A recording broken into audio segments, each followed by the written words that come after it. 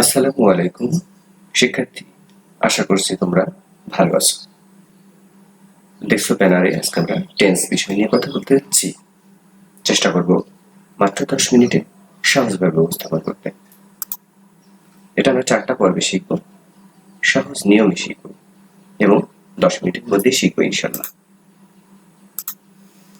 Tense বা কাল। Tense একটি ল্যাটিন শব্দ টেম্পাস থেকে এসেছে। সংজ্ঞা দেখি আমরা, ক্রিয়া সম্পাদিত হওয়ার সময়কে টেন্স বা কাল বলে। ক্রিয়াটা এখানে পারফেক্ট। ক্রিয়া কখন, কোথায়, কিভাবে সংঘটিত হচ্ছে সেদিকে এই টেন্সের মেইন ফোকাস। ক্রিয়া সম্পর্কে তুমি যদি না জেনে থাকো তাহলে ক্রিয়া বিষয়ক ক্লাসটা তুমি দেখে নিতে পারো। উদাহরণ দেখি, আমি লিখি আই রাইট, আমি শিখি আই লার্ন। ওকে, আমরা সঙ্গে শিখে ফেলেছি ইনশাল্লাহ। দেখি পরবর্তীতে কি আছে, প্রকার পেতে আমরা পারি এবার। টেন্স প্রধানত 3 প্রকার, সব মিলিয়ে 12 প্রকার। প্রধানত 3 প্রকার, এটা আমাদের আজকে ফোকাস। আমরা আজকে 3 প্রকার শিখবো। তুমি যদি 3 প্রকার ভালো করে শিখো, সব মিলিয়ে 12 প্রকার শেখা তোমার জন্য সহজ। 3 প্রকার কি কি? Present tense, past tense and future tense. আমরা এই 3টা আজকে ভালো করে শিখবো ইনশাআল্লাহ। সব মিলিয়ে 12 প্রকারটা কেমন দেখে আসি। Present indefinite tense, present continuous tense, present perfect tense, present perfect continuous tense. অর্থাৎ প্রেজেন্টে 4 প্রকার। Past indefinite tense, past continuous tense, past perfect tense and past perfect continuous tense. Past tense 4 প্রকার। Future indefinite tense, future continuous tense, future perfect tense and future perfect continuous tense. এটা হচ্ছে ফিউচারের 4 প্রকার। আমরা এই প্রকারগুলো 3টা ক্লাসে শিখবো ইনশাআল্লাহ। আজকে আমাদের ফোকাস প্রেজেন্ট টেন্স, যা দ্বারা বর্তমানে কোনো কাজকে বোঝায়। সংজ্ঞা: বর্তমানের কাজ। যেমন আমি তোমাদের এখন ইংরেজি শেখাচ্ছি। আমরা বাঙালি, তাই আমাদের সবসময় চিনিবার উপায়টা মনে রাখতে হবে। চিনিবার উপায় বাংলা ক্রিয়া শেষে কর, পর বা বর্তমান চলমান বাক্য। হ্যাঁ, বর্তমান চলমান বাক্য। স্ট্রাকচার ইংরেজিতে গঠনটা কেমন হবে যখন আমরা ইংরেজিতে রূপান্তরিত করব? সাবজেক্ট প্লাস ভার্বের present form VP plus object. এটা আমাদের খুব ভালো করে মুখস্থ করতে হবে। এক্সাম্পল: আমি লিখি আই রাইট, আমি পড়ি আই রিড। দেখো, লিখি ভার্ব, রাইট পড়ি ভার্ব, রিড। ওকে, এটা চিনিবার উপায় এবং স্ট্রাকচার আর উদাহরণটা তুমি যদি কয়েকবার লেখো তোমার এটা পরিষ্কার হয়ে যাবে। সংখ্যা তো খুবই সহজ। আরো কিছু উদাহরণ দেখি। মোর এক্সাম্পলস: আমি বই পড়ি, আই রিড এ বুক। সে কথা বলে, হি স্পিক্স। এখানে স্পিক্স হয়েছে। হ্যাঁ, স্পিক্স কেন হলো? কারণ ইনডিফিনিট টেন্সে সাবজেক্ট যদি থার্ড পারসন সিঙ্গুলার নাম্বার হয়, ভার্বের শেষে এস বাই এস বসে। স্পিক্স হয়েছে এই জন্য he third person singular number. আমরা কাজ করি, উই ওয়ার্ক। তারা গান করে, দে সিং।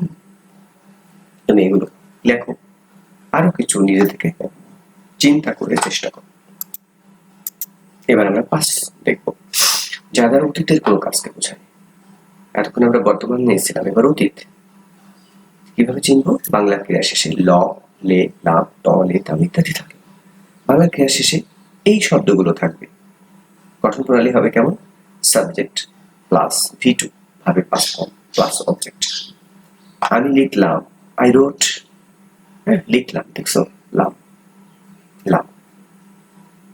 তো এটা V2 হতে হবে যেহেতু এটা ভার্ব। রাইট হচ্ছে প্রেজেন্ট, রোট হচ্ছে পাস্ট, আই রোট।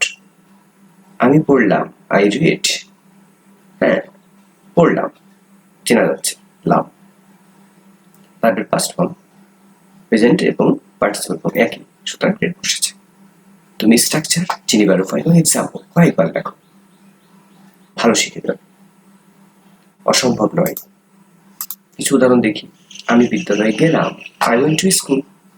বিদ্যালয়ে গেলাম, দেখছো, লাম। ভার্বের পাস্ট ফর্ম হতে হবে।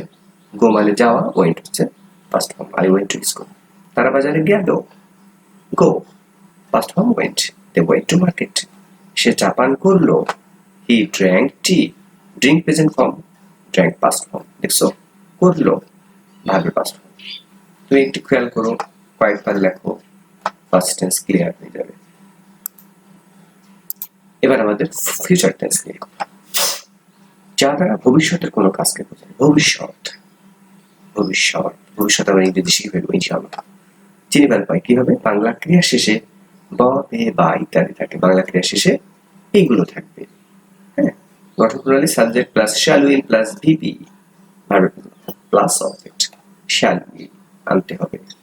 আমি লিখব I will VP, right, object নাই। আমি পড়বো আই উইল রিড। দেখছো সাবজেক্টটা কোনটা? এই যে আমি, আই। শ্যাল উইল আনতে হবে, আনলাম, উইল আনলাম, তুমি শ্যাল দিতে পারো। Verb present form, right, fine. তুমি চিনবার উপায়, স্ট্রাকচার এবং এক্সাম্পল কয়েকবার চেষ্টা করবে। এ পর্যায়ে আমরা আরো উদাহরণ দেখব। মোর এক্সাম্পলস, আমি লিখবো আই উইল রাইট, তারা কথা বলবে, দে উইল স্পিক। তুমি একটি ছবি আঁকবে, you will draw a picture. দেখছো উইল ব্যবহার হয়েছে। এবং ভার্বের প্রেজেন্ট ফর্ম, ভার্বের প্রেজেন্ট ফর্ম, ভার্বের present form, write, speak, draw. চেষ্টা করো তুমি আরো এরকম বাক্য তৈরি করার। তোমারও চেষ্টা থাকতে হবে যে আমি বাংলা বাক্য চিন্তা করব, হ্যাঁ, তাহলে হয়ে যাবে। আমরা এখানে সেন্টেন্স দেখি, দেখো একটি বাক্য, আমি যাই, আই গো। আমি গেলাম, আই ওয়েন্ট। আমি যাব, আই উইল গো। ফাইন, আমি যাই, প্রেজেন্ট ফর্ম, এটা প্রেজেন্ট ইনডিফিনিট টেন্স। আমি গেলাম, লাম, পাস্ট টেন্স, ভার্বের পাস্ট ফর্ম, আই ওয়েন্ট। আমি যাব, ববে বা future tense, structure shall will আনতে হবে, আই উইল গো। তুমি এভাবে নিজেই একটি বাক্য তৈরি করে আরো দুইটা তৈরি করতে পারো, একটাকে খেয়াল করে চেষ্টা করে যাও, সম্ভব তুমি সফল হবে। এবং এভাবেই তুমি ইংরেজি করতে শিখবে। এটাই হচ্ছে ইংরেজির টেন্সের বেসিক। শিক্ষার্থী, তোমাকে এখন বারবার এগুলো পড়তে হবে। তুমি এই পেজগুলোই বারবার ট্রাই করো, অনেক ভালোভাবে তুমি শিখে যাবে। কিন্তু তোমার তো চেষ্টা থাকতে হবে, তাই না? তো তুমি চেষ্টা করো, স্ট্রাকচার এবং বাংলা চেনার উপায়, হ্যাঁ, এবং এক্সাম্পল গুলো বারবার দেখো বাসায়, তাহলে তুমি ভালোভাবে শিখে যাবে ইনশাআল্লাহ।